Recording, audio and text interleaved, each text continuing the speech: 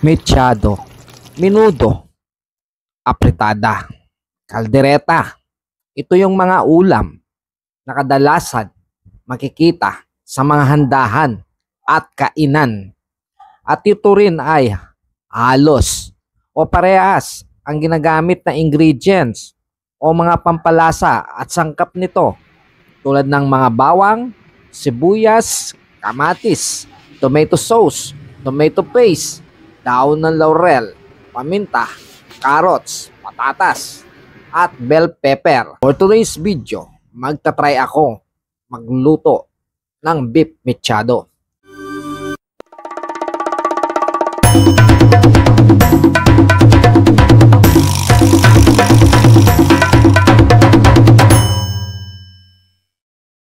Hello guys, magandang araw o magandang umaga sa inyo and welcome back sa aking channel. For today's episodes o for today's video, so eto guys, magluluto na naman tayo ulit. I-try natin magluto ng mechado, beef mechado. So yun na nga no guys, hindi na natin marinate yung ating karne. So first time kong magluto niyan, nakalimutan ko dapat pala yung sirloin, yung binili nating baka. So yung nabili natin, mukhang binigay yata sa atin litid, hindi ko na napansin, although sa department store ako, ay sa grocery ako bumili. So ngayon guys, pinapakulo natin yung ating baka, at ito pala yung gagamitin natin.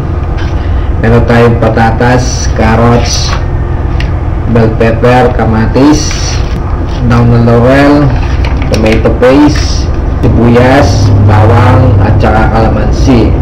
So mamaya pagkakulo, so medyo titimplan lang natin ng konti. Lagyan natin ng kalamansi, at tapos lagyan natin ng toyo, tsaka paminta. So yun na ano guys, habang pinapakuluan natin, ang gagawin naman natin ngayon, iwain natin tong ating mga pangsangkap.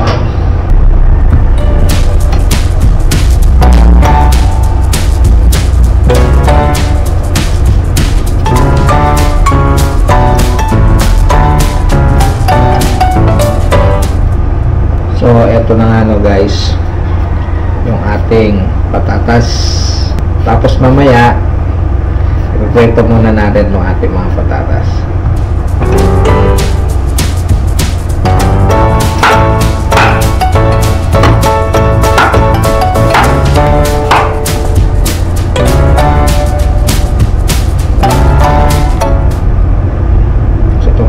Carrots,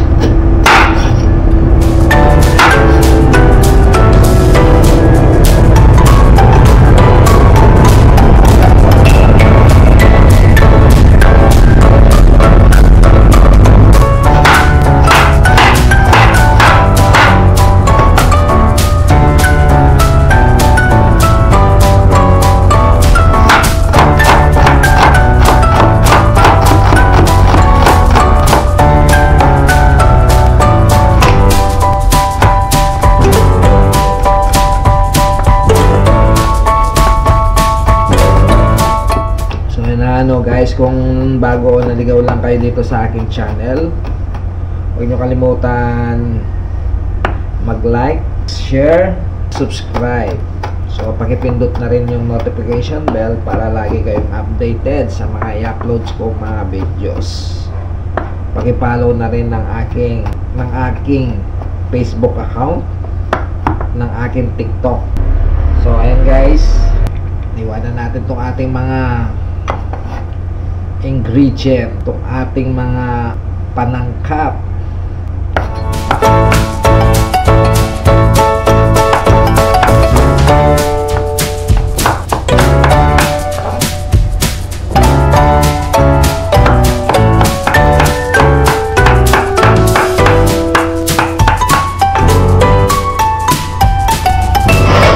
So ito yung karne natin ng baka, pinakuluan muna natin. Ngayon titimplan muna natin.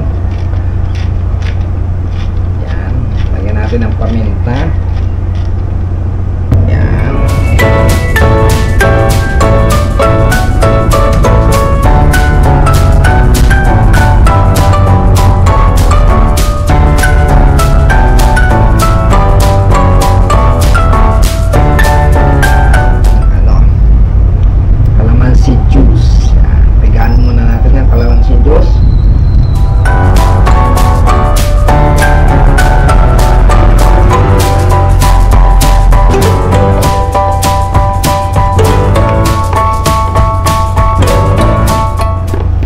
gagawin natin guys, ipiprito muna natin tong ating mga patatas.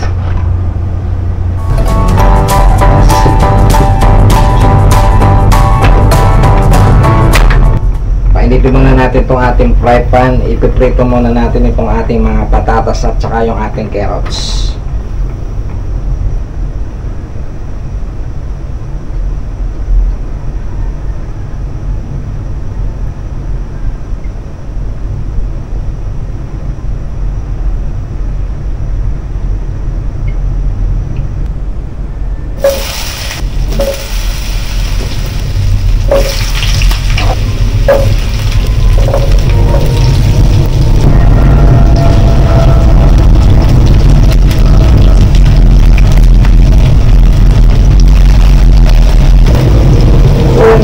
Guys, yung mechado, apretada, menudo, caldereta, halos parang pare-parehas lang, no?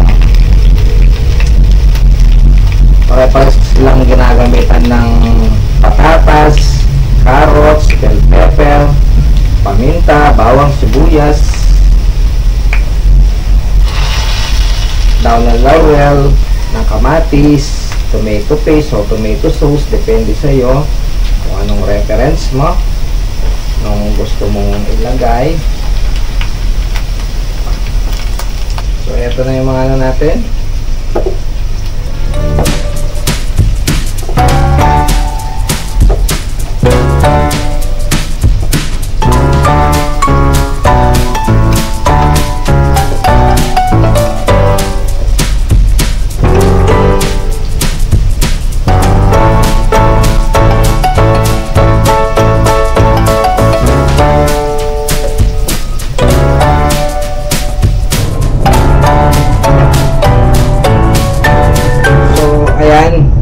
Prito na natin yung ating mga patatas. Ang gagawin naman natin ngayon guys, at gigisa na natin yung ating bawang sibuyas.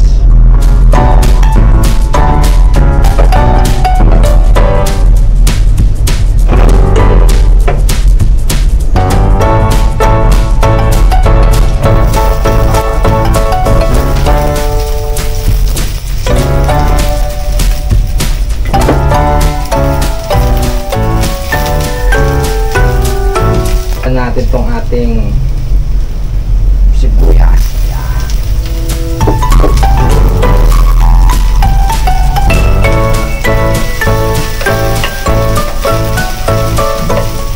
Lalagay na natin tong ating kamatis.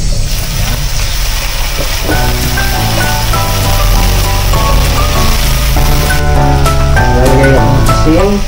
So hindi tayo naglalagay ng patis.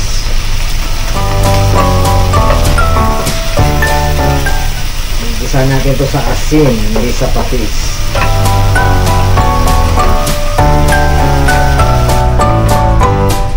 Lalagay na natin tong ating pinakuluang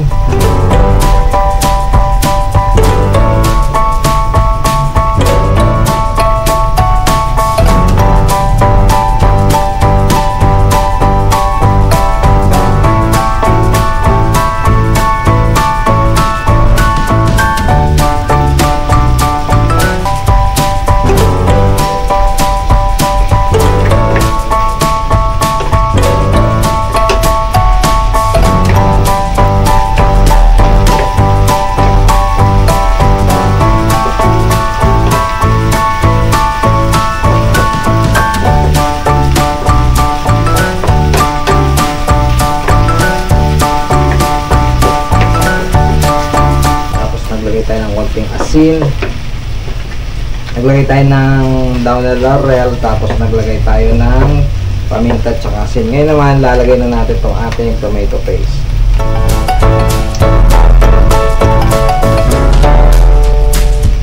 Siyempre igisa muna natin itong ating tomato paste. Ayan.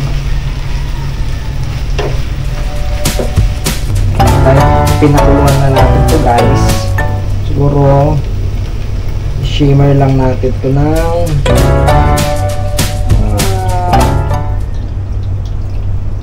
10 to 20 minutes.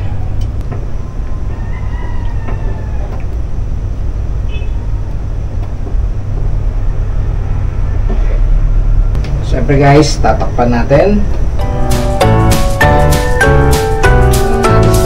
Sa mainang apoy. Tuluan lang natin sa mainang apoy hanggang ma-reduce o mabawasan yung kanyang sabaw. Tapos pag medyo nabawas na kanya, diba? Tsaka natin ilalagay yung ating patatas, at yung ating carrots. Tapos lalagyan na natin yung black pepper. Tapos titimplan natin ng beef cubes. So guys, habang pinapalambot, so magkape muna tayo. Kape tayo. Magkakape lang tayo.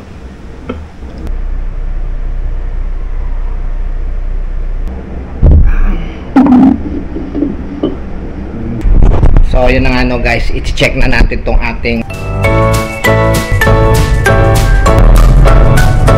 Siyempre guys, may additional tayong panimpla. Lalagay tayo ng turmeric. Ayan. Turmeric powder. Ayan. Wala sa ating.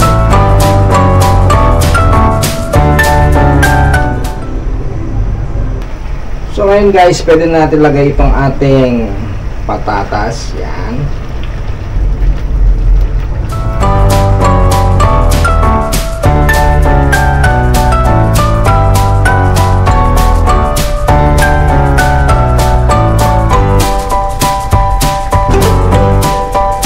Guys, pag mechado, pwedeng medyo masabaw, masarsa,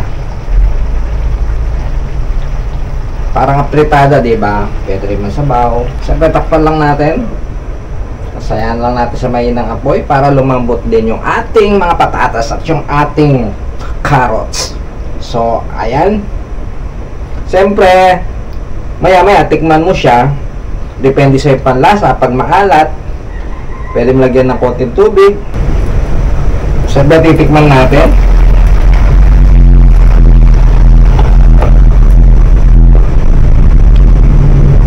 Alam nyo, sabi nila, magaling na cook o magaling na chef, nasa dila yan eh, wala sa kamay.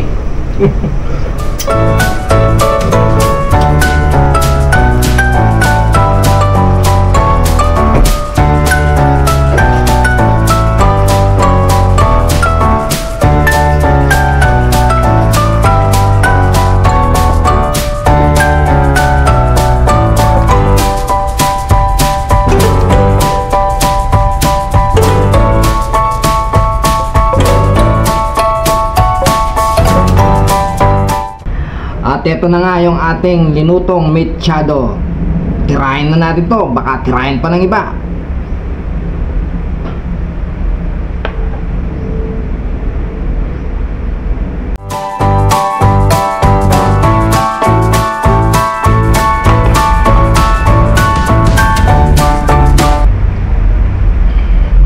Yan.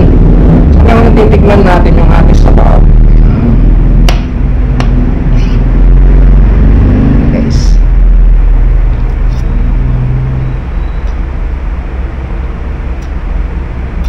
Hop.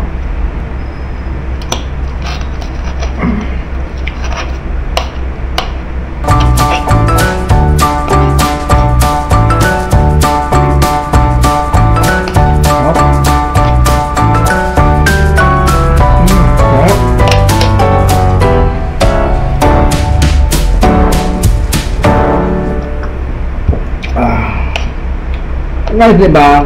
Apritada, caldereta, menudo, mechado, halos pare-pares lang sila, no? Pero may iba-iba silang lasa at may iba-iba silang karagdagang ingredient. Ito mechado, lagyan mo lang ng itong ganitong luto. Pag manok na to, apritada na, di ba? Tapos pag nilagyan mo lang o kaya cream, dagdagan mo lang to ng liver spread at saka ano na siya, caldereta na siya. Tapos lagyan mo lang ng atay. Tapos iwain mo lang yung carrot saka ng medyo maliliit. Tapos yung karne maliliit din. Tapos lagyan mo lang siya ng hotdog at saka atay. Menudo na siya, di ba? Alos parang pare-parehas lang sila ng mechado, caldereta, menudo, apritada. Alos parehas lang kasi ginagamitan sila ng tomato sauce, tomato paste, kamatis, gano'n din. Alas pare-pareso lang sila visit.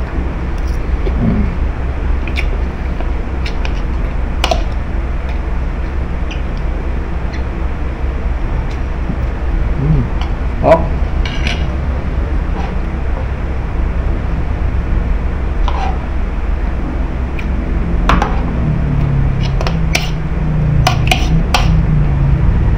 So yung ano guys, hindi naman ako chef. May nailag ba yung katampangan? Medyo magaling ding magluto mga kapatid ko. Mana sa nanay namin. Kaya kahit pa paano, marunong na lang tayo magluto.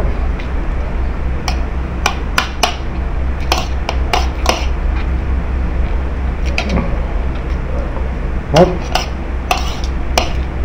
Sila jowa, nasa taas pa, hindi mga nag-aalmusal yun eh.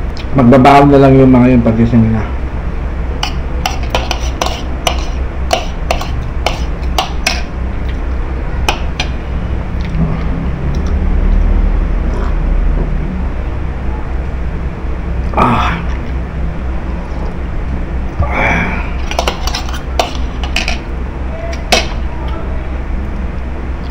So paano guys, isang napakasarap na namang umaga sa inyo. So hanggang sa muli, kita-kits tayo sa susunod ko pang mga video. God bless you all and bye bye.